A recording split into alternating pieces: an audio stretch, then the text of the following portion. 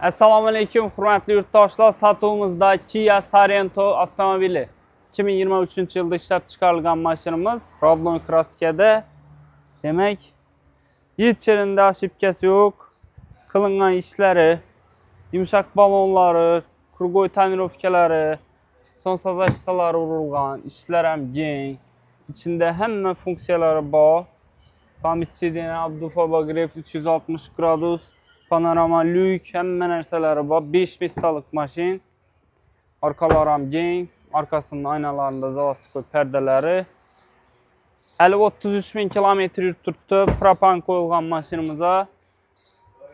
Arkalar ham keng, tenda propani bor. Propandan yaxshisidan qo'yilgan. Hech qanday kamchilik yo'q mashinani ko'rsatib, bir qator tekshirtirib keyin olasizlar. Narxi 390 milyon so'm.